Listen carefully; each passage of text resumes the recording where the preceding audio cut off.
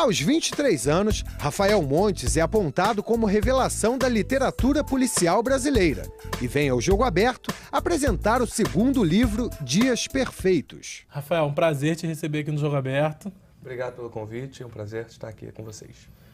Agora é o seguinte, você tem apenas 23 anos, 2 livros publicados, sucesso de crítica.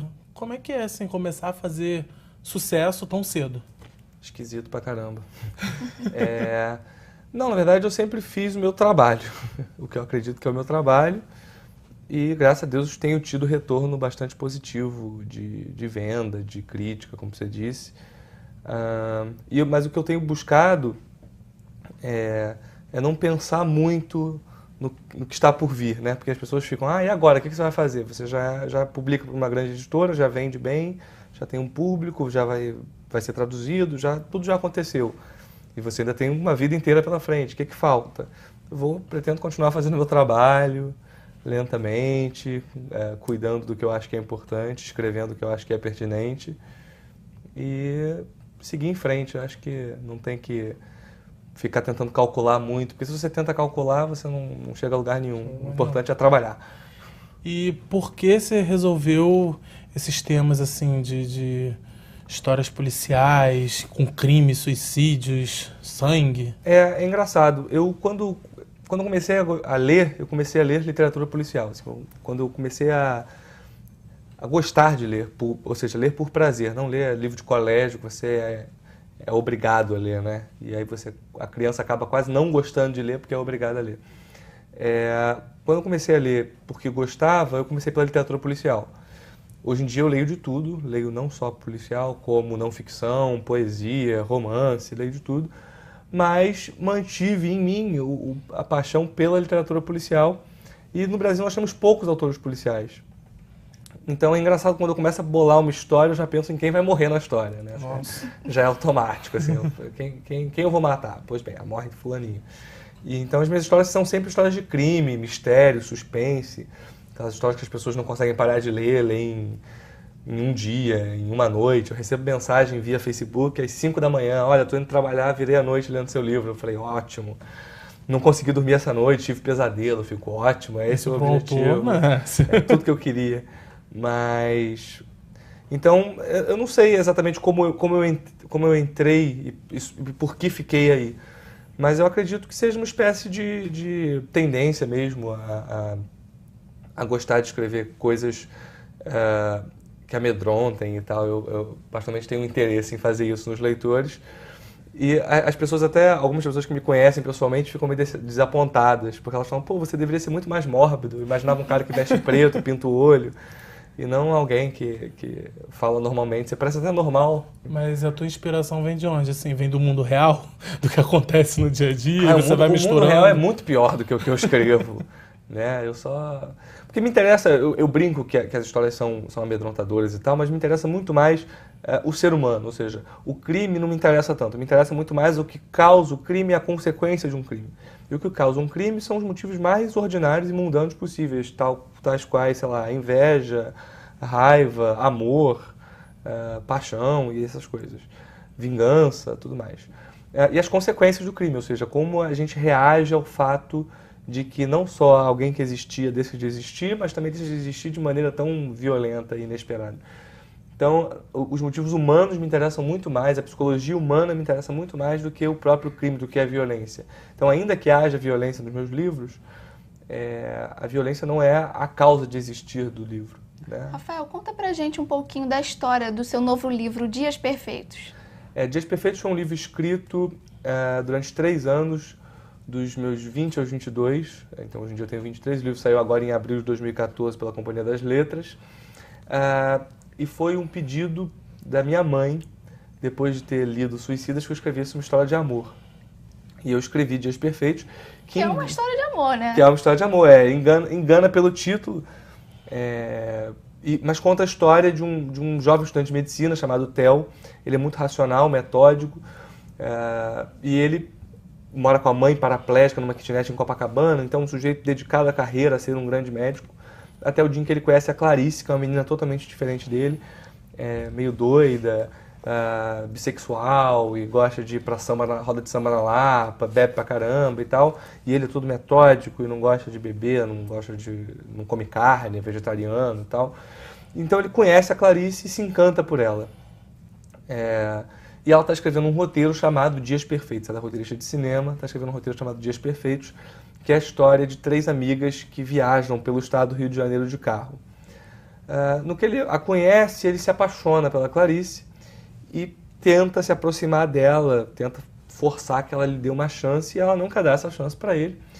E em determinado momento ele dá um presente para ela, que é um livro grosso de contos da Clarice Lispector, de capa dura. Ele dá o livro e se declara para ela. É o momento em que ele se abre totalmente, pela primeira vez, porque ele é uma pessoa muito fechada. E a Clarice reage muito mal a isso, diz que não quer nada com ele, esquece que não tem chance. Ele, com alguma raiva, pega esse livro e dá uma porrada na cabeça dela. Só não conta tudo. Calma, isso aí é o início do livro. Esse é só o começo do livro. Isso é só o começo. E ela desmaia. E aí, no que ela desmaia, ele pensa, se a Clarice acordar, ela vai procurar a polícia ou nunca mais vai me procurar, ou nunca vai me dar uma chance. E eu sei que se ela me conhecer melhor, ela vai ver como eu sou um sujeito legal, eu sou um cara muito bom e eu vou ser um ótimo marido, um ótimo parceiro para a Clarice. Então ele pega a Clarice, coloca no banco carona do carro dele e sequestra a Clarice. Então a história do livro é a história de um sequestro, de um amor obsessivo, digamos assim, de um sujeito que aprisiona a mulher amada e seda a Clarice, porque ele é estudante de medicina, então ele rouba o sedativo usado em camundongos na faculdade. Então ele cede a Clarice e em momentos em que ela acorda, eles conversam e há os diálogos que são permeados de tensão. Você imagina ela dizendo, é um absurdo o que você está fazendo, e ele achando tudo muito razoável e acredita efetivamente que tem chance de conseguir. E por que usar um anão na capa do livro? A escolha da capa do livro, eu particularmente gosto muito dessa capa. Eu pedi para a Companhia das Letras que o capista fosse um capista específico. E, por um lado, a verdade é o seguinte, a gente não tem uma tradição de literatura policial no país. A Companhia das Letras tem uma coleção de literatura policial e eu não faço parte da coleção. Porque, em conversa com o editor, nós chegamos à conclusão de que a minha literatura policial não é aquela clássica. Ou seja, não tem um detetive investigando um crime. Você vê que nesse caso, por exemplo, não tem nem morte. Ele sequestra a menina e tenta convencê-la. Não tem nem assassino no final das contas. O assassino, o psicopata, é ele. Ele é o sujeito anti-herói, digamos assim, que é o anti-herói. E o mistério do livro está no fato de se ele vai conseguir ou não conquistar a menina até o final das contas, né? Enfim, até o final da história. Então, quando a gente foi conversar sobre a capa, a ideia é que fosse uma capa que não puxasse tanto para o policial. Então ela é uma capa que tem o meu nome em rosa, tem uma bola rosa, tem um anãozinho, e o anãozinho, ao mesmo tempo que ele é macabro, ele é também fofinho, mas tem um céu escuro, que já demonstra que os dias não são tão perfeitos quanto o título indica. Então, me parece que é uma capa que mostra que é um livro, digamos, obscuro, sombrio, mas ao mesmo tempo tem alguns elementos que evocam uma coisa meio de contos de fadas, é um anãozinho, de histórias românticas, o meu nome é em rosa e tem uma bola rosa. E justamente o livro é muito irônico também, é um livro que tem muito... Eu sou um sujeito muito irônico, então o livro também é muito irônico. E eu acho que a capa evoca um pouco isso, e não restringe tanto ao público de literatura policial. Como você mesmo disse, né, os seus livros, eles não são um romance policial clássico, né, que geralmente tem um crime, aí esse crime vai ser vamos descobrir quem é o assassino no final. Então como você define o seu gênero literário?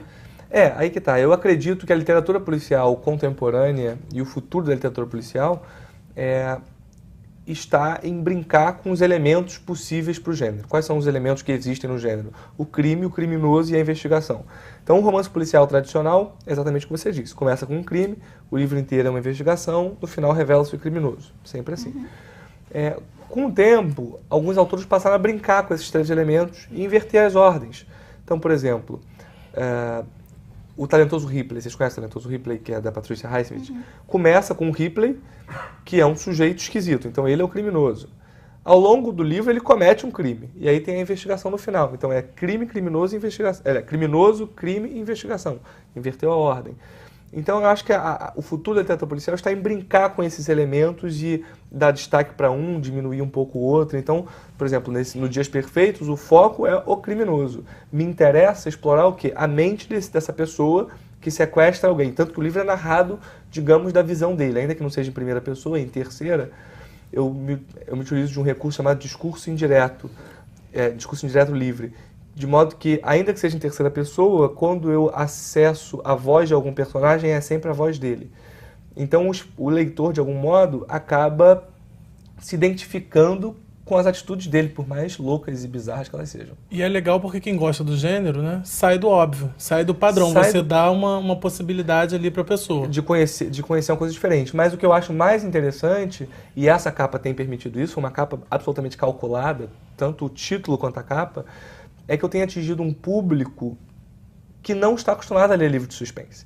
Então, eu já tive retorno, eu mantenho contato com os meus leitores via Facebook diário. Então, para você ter uma noção, eu tenho agora Rafael Montes, que é o meu Facebook, e agora tem Rafael Montes 2, porque o primeiro está lotado É um sucesso. de tanto contato que tem de gente que vem falar comigo e tal. E algumas pessoas me dizem isso, eu entrei na livraria, vi esse anãozinho, achei bonitinho e levei para casa.